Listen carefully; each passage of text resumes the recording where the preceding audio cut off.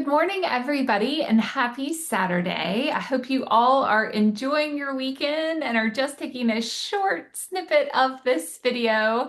But in case you haven't heard, September has this kind of unofficial label for being the month of AI. And so I decided to lean into it. We're taking the top 100 questions that mortgage executives are asking about AI.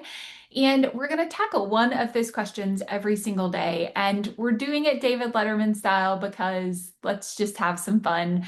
And we're going all the way down to the 100th question that executives are asking, and then all the way up to finishing with the number one question that mortgage executives are asking about AI. So let's kick off today's discussion, which is we're going to tackle question number 96. And that question is, can AI agents safely clear conditions and chase documents end to end? Well, the simplest answer to that question is yes, AI agents can do that. Most lenders, though, are asking the question of should AI agents do those things? And so I want to break down that in this conversation today for a couple of reasons. Let's actually look at the two components of the question, which is really asking around clearing conditions and then chasing documents. So we'll start with chasing documents because that I think is the easiest of our conversation. All of the POS platforms that are out there today have this kind of way the technology is interacting with customers to gather information from them. And then there generally is even a standard list of documents that you're requesting from the customer as a part of that process. So we're already leveraging technology to be borrower facing. We're already kind of leveraging technology to set the expectation on what is needed in the process.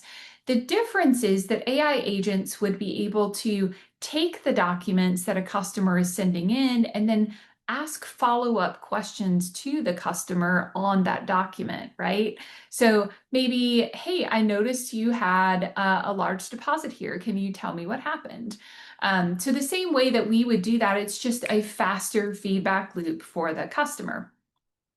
So you have to decide about your customers and their comfort level with interacting with technology in that way. So the second part of this question is a little bit more complicated, and it has to do with whether we should allow for AI agents to clear conditions. And the reason it's a little bit more complicated is because lenders start asking lots of questions around, lots of really good questions around if we should be doing this right now. And it's not really, is the technology advanced enough to do this for me? It's more around how am I going to be regulated? How is Fannie and Freddie going to see me as allowing for AI to make a credit decision on my behalf? But there also is an extra layer here that is, can I actually oversee this platform? Can the team that has been trained to manage my staff, my internal team, can they also oversee kind of a digital employee, so to speak, with AI? And that is a question that every company should be asking themselves right now. Is there a process I have to go through to kind of upskill my team to make sure that they're set up for success if we go down this road? So I also want to take a just quick moment and address a question that probably most people have on this call, especially if you're in operations. I get this question all the time, and it is, are AI agents going to take my place? Is my role going to be eliminated because of AI? And so what I'll tell you is we only really put ourselves at risk if we continue to operate in the ways that we've always operated. And so I want to just encourage everybody on here to start thinking bigger and broader about your role and how we can leverage AI as a co-pilot with us. How can we allow ourselves to adjust and change our role and allow for AI to be that companion that helps us to be at our highest and best use at all times? For the leaders that are on this call, What I'll tell you is number one, that's a very real fear for your team. So have the conversation with them as you go through this journey.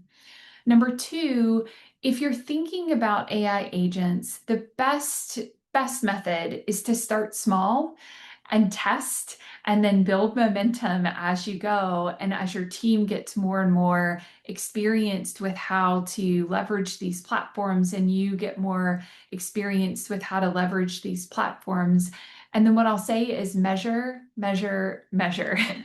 Measure your defect rates, measure your efficiency improvements, measure your team's satisfaction with the technology, measure, measure, measure as you go through this process. So, all right. Hopefully this is valuable for everybody. If so, make sure to share it with all of your friends and be right back here again for question number 95. See you soon.